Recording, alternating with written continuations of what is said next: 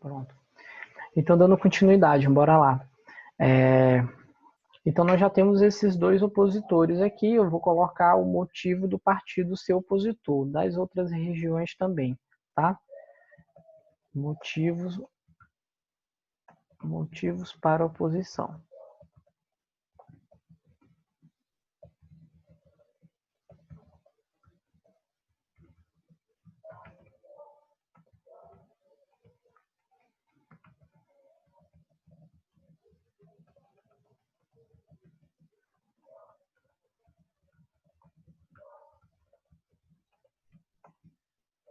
Vou botar aqui, tá?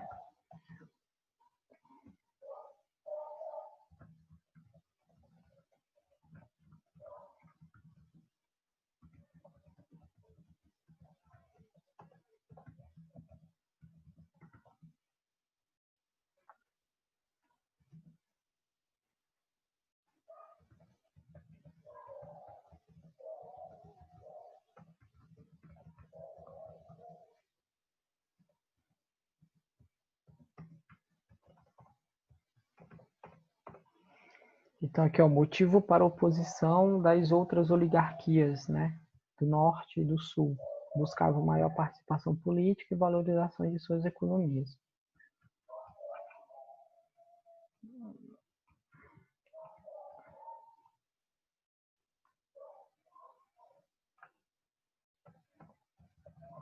Motivo para oposição do Partido Comunista.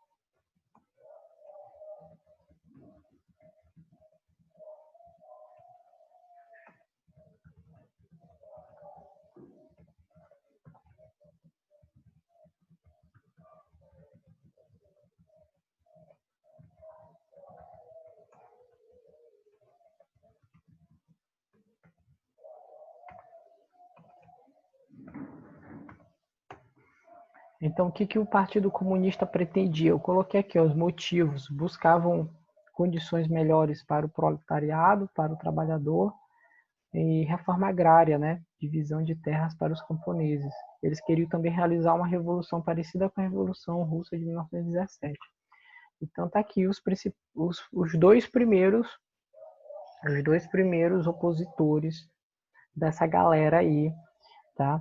Dos que estão no poder, que são os cafeicultores e os mineiros, ok? E que ano nós estamos? 1922 é o ano que está acontecendo isso aqui, tá? E ainda nesse contexto, ainda nesse período, teremos mais opositores à Primeira República, né? À República Oligárquica.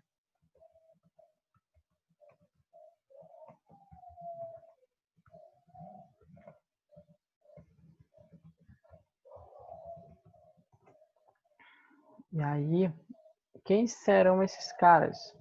A gente destaca aqui, ó.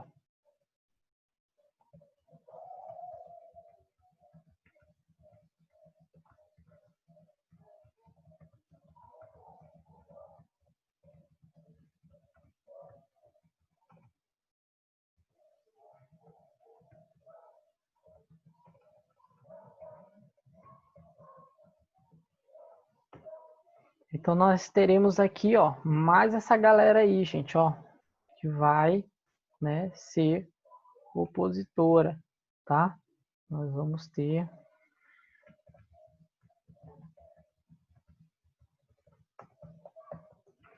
tá? Nós teremos mais aqui a classe média urbana. Quem é a classe média urbana? Nós teremos os artistas, né? Artistas, os professores, os médicos, advogados, enfim, os profissionais liberais daquele momento. Essa galera aí também vai ser contra a política oligárquica. E tudo isso vai se intensificar devido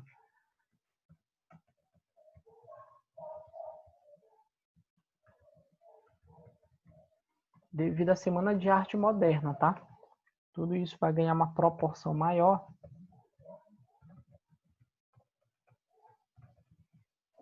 Uma proporção.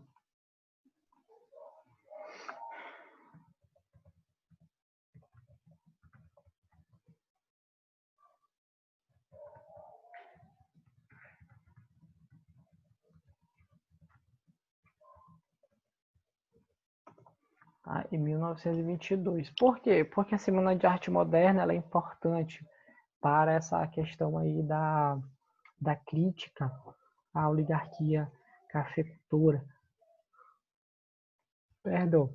Ela vai ser importante, a Semana de Arte Moderna, porque vai ser uma forma de valorizar a cultura nacional, né? A cultura local, criticando até de certo ponto a cultura estrangeira. E os cafeicultores, os paulistas, os mineiros, essa oligarquia café e leite, ela era muito ligada à questão da cultura europeia, muito ligada à valorização do estrangeiro, né? Então, a Semana de Arte Moderna vai ser interessante para buscar despertar na sociedade urbana brasileira de que eles têm que mudar essa realidade, de que o Brasil ele tem que ser uma pátria, né, de valor nacionalista, de valores nossos, valores realmente brasileiros. Então, isso vai acabar motivando a população das cidades, principalmente das cidades maiores, como Rio de Janeiro, como São Paulo, como Belo Horizonte, né? Os principais núcleos urbanos do Brasil, eles passam a perceber que a nossa política é uma política ultrapassada, é uma política que tem que ser revista, tá? E aí isso também vai ganhar mais adeptos, né? Vai ganhar não só essa galera, mas a galera até mais jovem, mais intelectual, né? Vão passar a criticar essa política vigente no Brasil.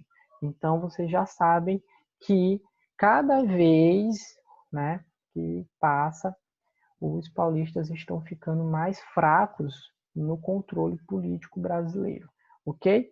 E quem mais? Quem mais vai ser contra, tá? Quem mais vai ser contra essa política café e leite? Agora sim, os militares de baixa patente.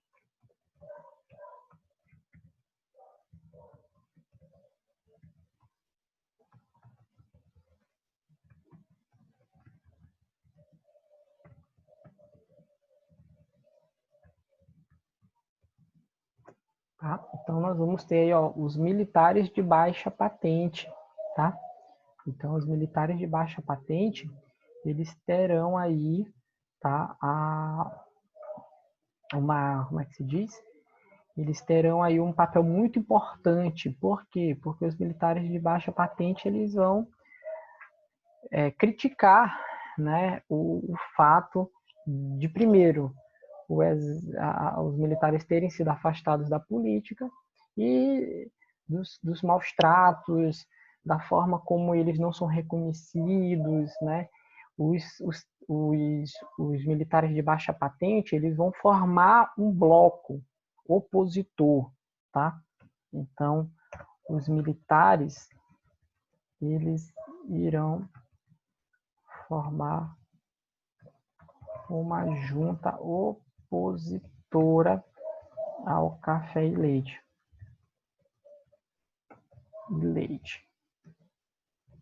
Tá? Chamado de tenentismo, ok?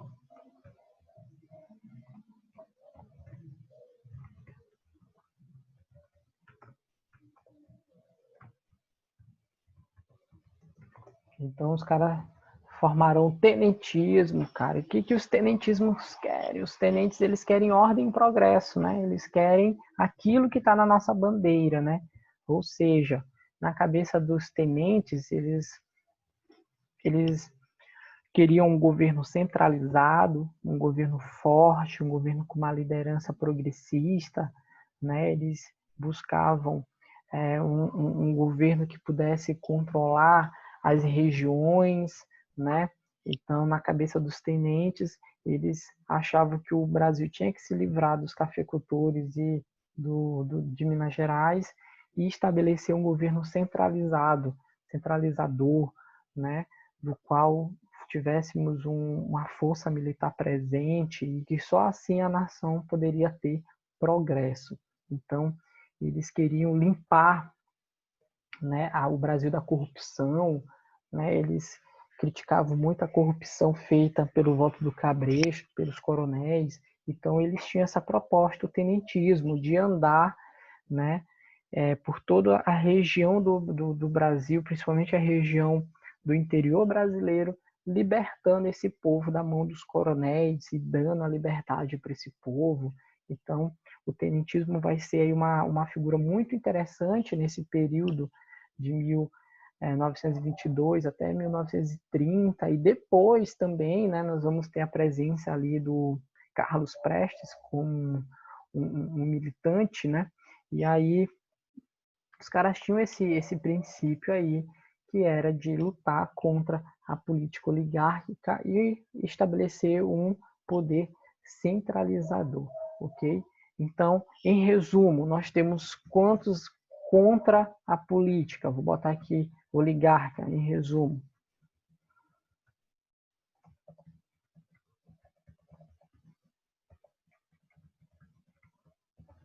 Quem está contra a política vigente da época? Ou seja,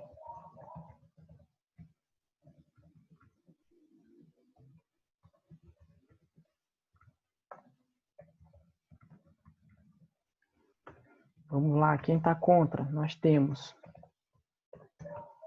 tá? Nós temos as outras oligarquias.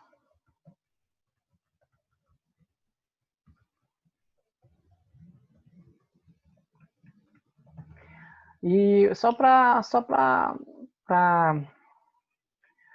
ficar fechado isso aqui, essas outras oligarquias, elas fazem um movimento, né, que é o movimento republicano brasileiro, tá? Então, isso é interessante a gente dizer que eles vão fazer uma reação, né, ali naquele período, reação republicana. Então, a gente pode chamar eles de reação republicana. Depois eles vão se chamar de a Aliança Liberal, tá? Aliança Liberal. Nesse primeiro momento, é a reação republicana, ok? Eles querem mudar a república. Vou botar aqui o objetivo dos caras. Tá?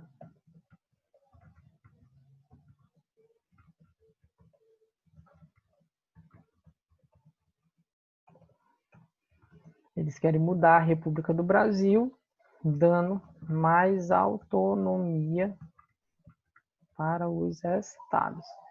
Então, esse aqui era o objetivo dessa galera aqui.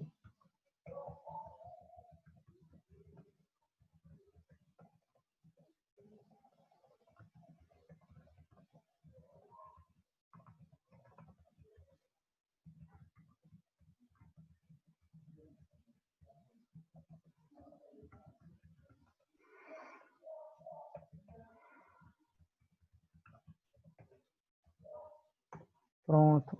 Então, nós temos aí essa galera, tá?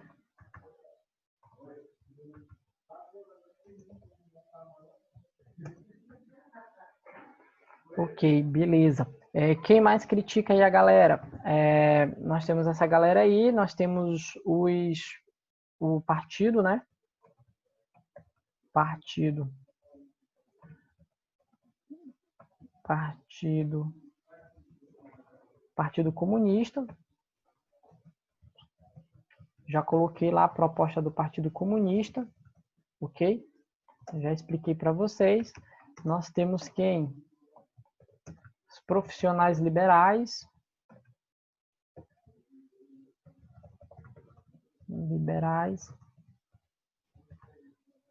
Classe média urbana. Também já coloquei a proposta deles.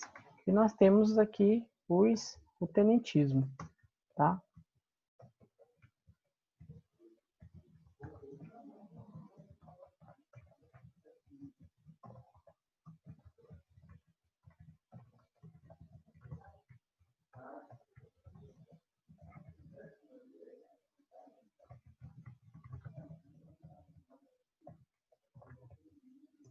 Então tá aí, galera. Todo mundo aí contra os paulistas. Falta mais quem para a gente colocar?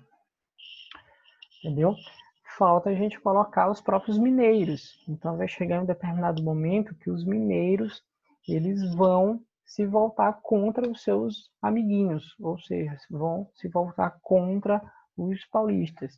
E já conto essa história para vocês, mas antes a gente tem que focar aqui ainda nos tenentes, porque em 1924 nós vamos ter o movimento que vai deixar claro para a sociedade de que essa política oligárquica aí está falida, né? Que ela tem que ser substituída, que vai ser o levante do Forte de Copacabana, ou os 18 do Forte, né? Quando nós vamos ter a primeira tentativa militar de tomar o poder da mão dos paulistas, dos oligárquicos, né? Da república vigente da época.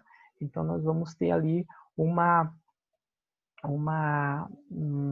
revolta feita em Copacabana, né, que os militares vão marchar até o Forte de Copacabana, que era um dos locais da sede da Força Militar do Exército, e eles vão, né, tentar ameaçar, bombardear a sede do governo, né, no Rio de Janeiro. E, enfim, é uma forma dos caras mostrarem ali, e eles, de fato, eles não queriam bombardear, né? Eles ameaçaram, o que eles queriam era fazer com que todos os militares aderissem à sua causa, deixassem de apoiar os presidentes e apoiasse a eles. Só que isso não vai dar certo, né? Os militares de alta patente ainda estavam muito fiéis à política dos presidentes da oligarquia. Então, o que vai acontecer com essa manifestação em 1924? Ela vai ser reprimida, eles vão ser reprimidos, e vão ser presos, e vão ser mortos, né? E acaba que não dá certo. Entretanto, aquilo mostra para a sociedade brasileira a insatisfação, né, que as classes estão tendo com a política oligárquica, e que eles podem contar com as forças armadas, que eles podem contar com os tenentes, né, nessa luta contra a política oligárquica, ok? Beleza? Então, esse levante do Forte de Copacabana, ele foi interessante por isso, porque ele mostra a insatisfação de basicamente todas as classes, e a última classe, que era a classe dos militares, aquela que estava ali sempre ao lado dos presidentes. Ok? Alguma dúvida, galera? Podem perguntar. Copiaram tudinho bonitinho, tá tudo explicadinho. E aí? Vocês estão tudo caladinho.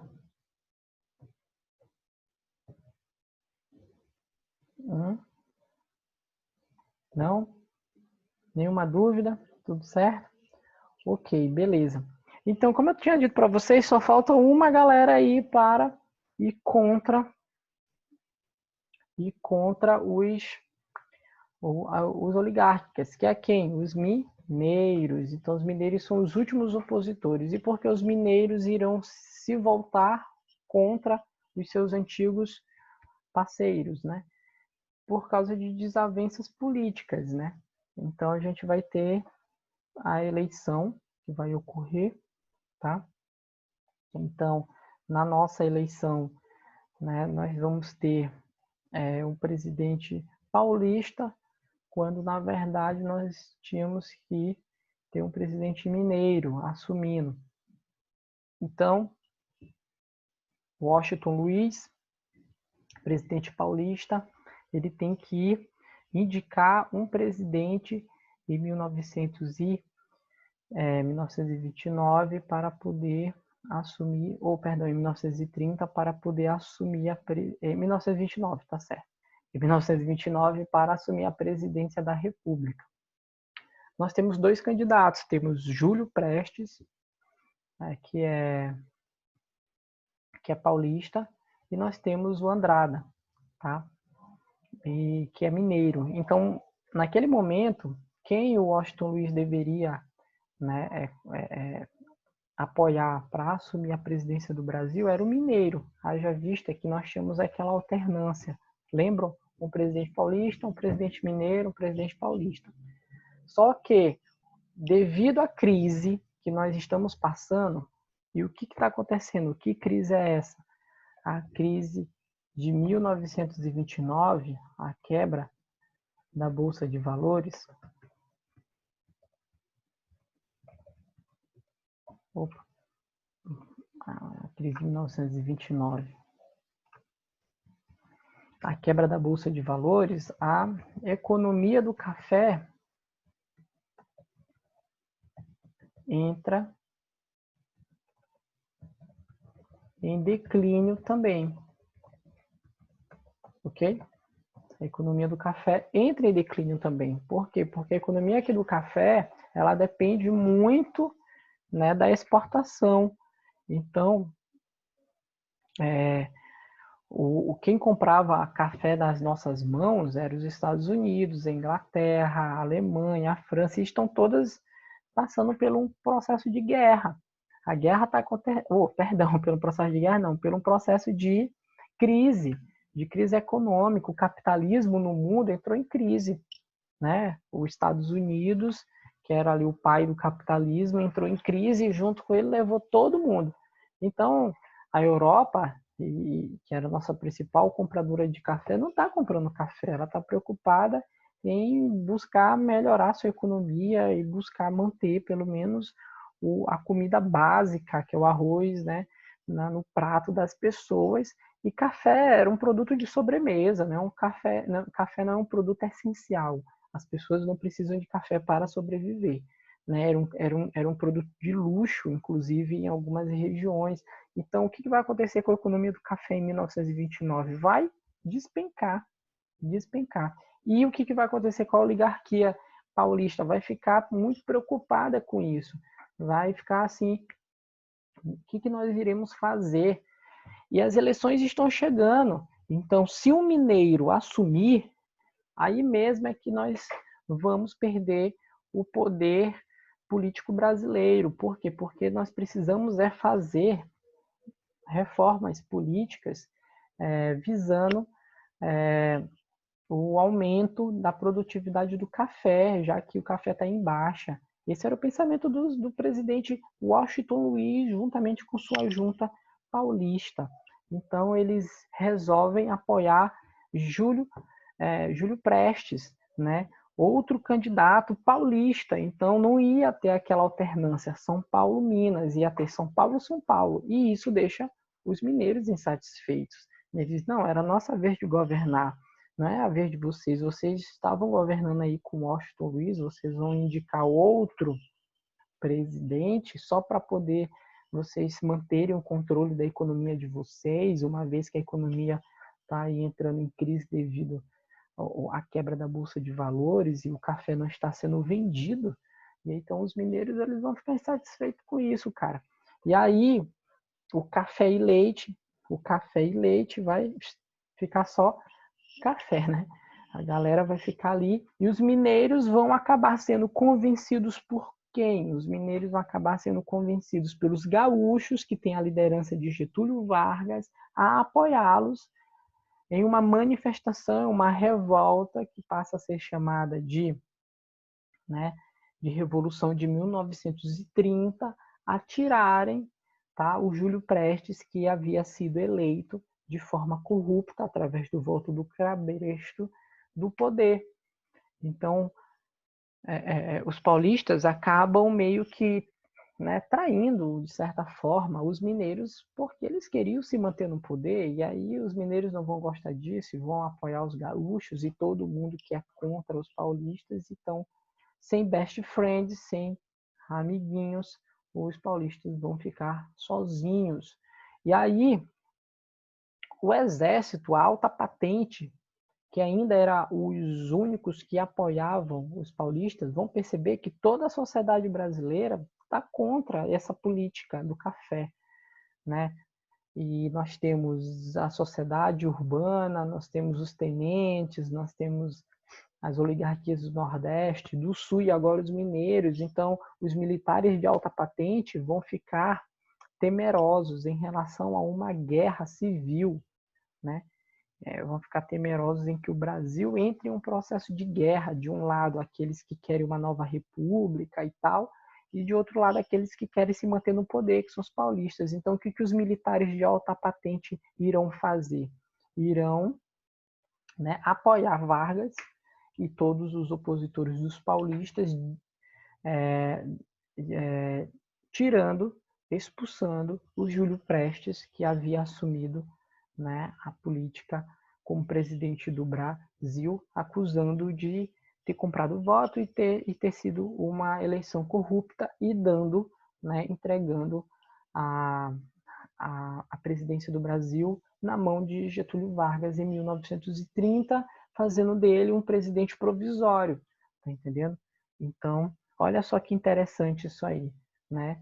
Quem dá o poder ao Getúlio Vargas, quem ajuda ele a tomar o poder, são os militares de alta patente que estão temerosos de ocorrer uma guerra civil no Brasil. Então, rapaz, antes que as coisas piorem de vez, bora colocar o Getúlio Vargas lá, porque ele tem uma boa liderança e tal. Ele era o candidato que estava concorrendo ali, porque a eleição era ele, né? Getúlio Vargas versus o Prestes. E aí, né, o cara acabou perdendo ali para o Prestes e todo mundo sabe que aquela eleição foi comprada, não sei o quê.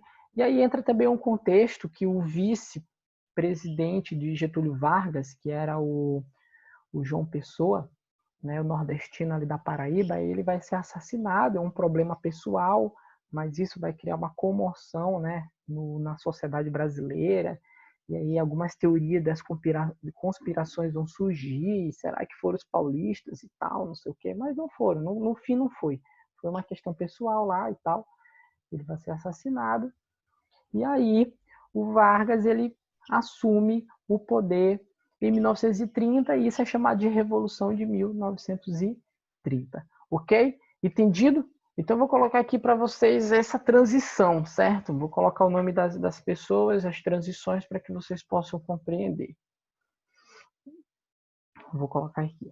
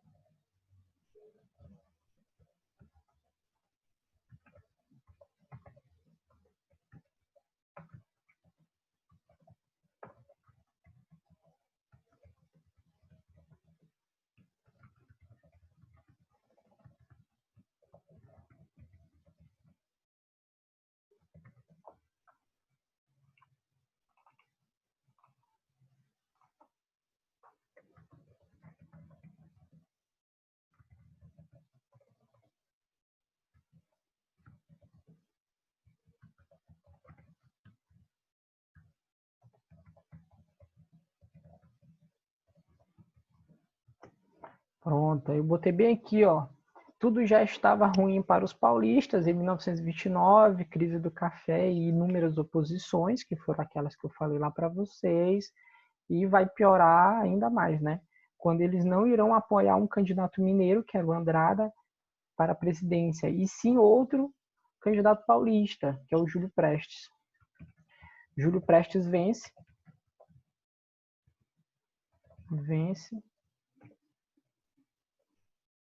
a eleição.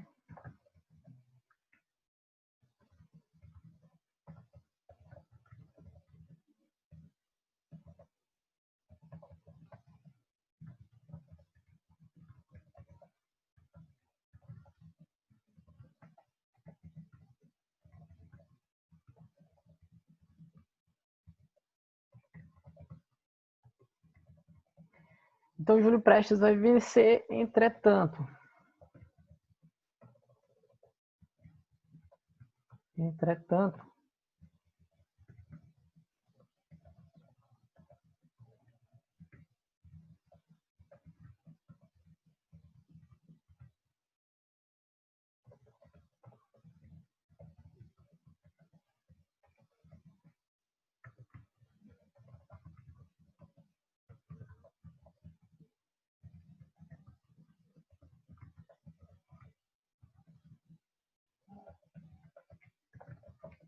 de corrupção, tá? E aí, a partir dessas séries de revoltas, nós vamos ter o quê?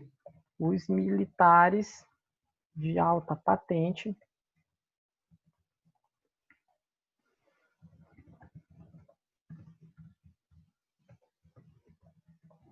civil no Brasil,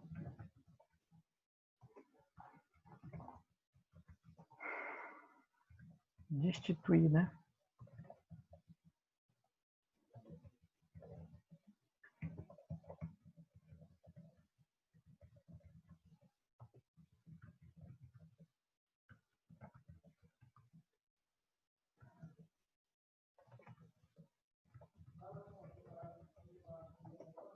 Certo? Beleza?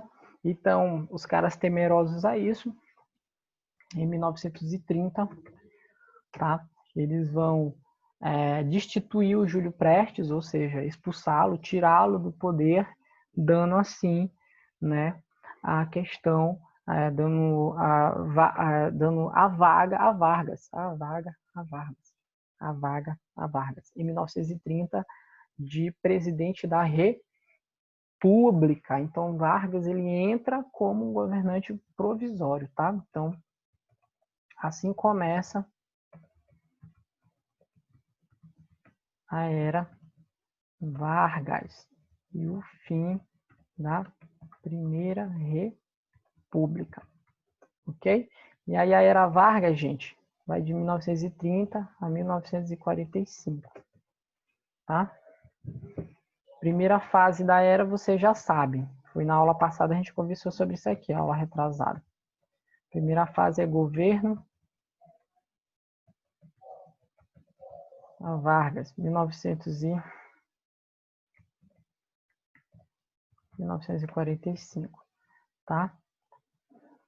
Primeira fase,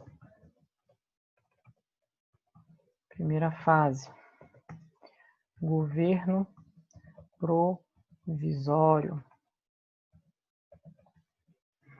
Segunda fase,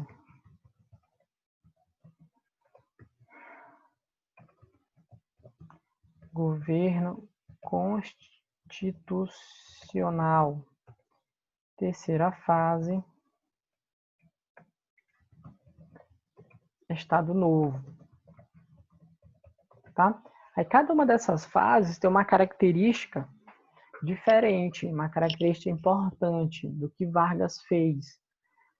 A primeira fase, que foi o governo provisório, Vargas ele buscou fazer as reformas trabalhistas, tá? Ele fez reformas trabalhistas, ele buscou, né, criar ministérios, ele buscou criar a questão da educação, né, a educação pública, focou na questão da saúde pública, então ele fez muitas reformas de cunho populista, né? agradando, buscando agradar a população. No governo constitucional, ele vai fazer uma constituição em 1934, porque ele é obrigado, vai ter uma revolução ali no governo provisório chamada Revolução Constitucionalista, que obriga ele a fazer uma nova constituição. Então, nesse período do governo constitucional, nós temos uma nova constituição que dá direitos trabalhistas e civis para as pessoas, entretanto, nós vamos ter a ameaça comunista. Nós vamos ter o comunismo ali, né, em 1936 e até 1937 como uma ameaça para o governo de Getúlio Vargas. Aí ele dá o golpe e passa, a partir de 1937, a governar, né, como um ditador, que é o Estado Novo.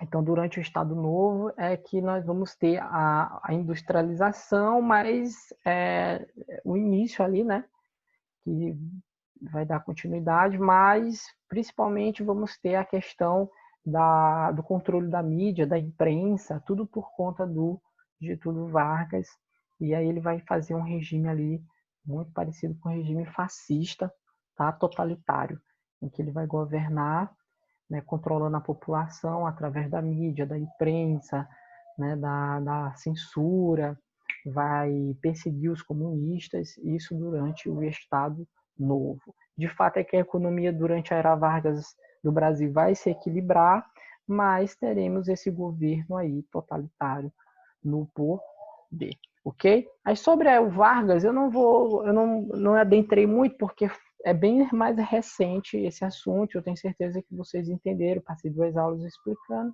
aí eu quis focar a nossa revisão aqui mais na Primeira República e nesse processo de transição. Ok? Alguma dúvida, galera? Em alguma coisa? Já que o nosso tempo está acabando, se alguém tiver alguma dúvida, esse é o momento de falar. Não? Compreender esse período que vai de 1889 até 1930 e depois de 1930 até 1945, são 2 períodos, Primeira República e Era Vargas, ok? Dúvidas? Não? Tudo certinho? Então, galera, está tudo certo, tá? Espero que vocês façam a atividade domiciliar, ok? Se vocês tiverem algumas dúvidas para a próxima aula, a gente também está podendo tirar, tá? Nunca fiquem com dúvidas. Agradeço amanhã, tá? Hoje a aula foi assim mais específica em alguns pontos, porque é uma revisão, para que ninguém fique com nenhuma dúvida. Agradeço a presença de vocês e vamos lá, vamos fazer essa atividade e torcendo aí, se Deus quiser, todo mundo tirar notas muito boas. Ok? Beleza? Tranquilo?